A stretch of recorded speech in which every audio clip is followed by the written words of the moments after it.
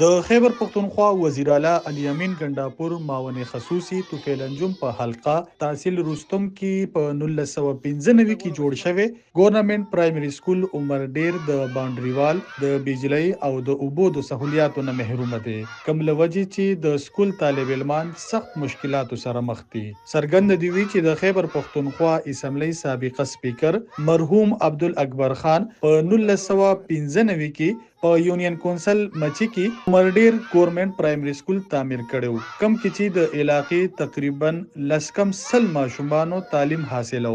ولی د بدقسمتۍ نه 10 کال وروسته هم د دغه سکول چاردیواري نشته.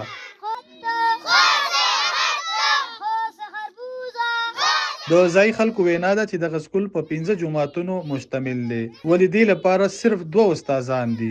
د سکول بلډینګ نشته، همدارنګه په سکول کې بجلی او د سکلو صفا اوبو سہولت هم نشته، چې لوجه طالب علمان سکول ته د لری زینونه په اوبو راوړلو مجبور دي. په دغه سکول کې زده کوونکي ماشومانو والدینو وینا ده چې صوبایي حکومت د حلقې لپاره تر دې د مسهم نه دی کړي.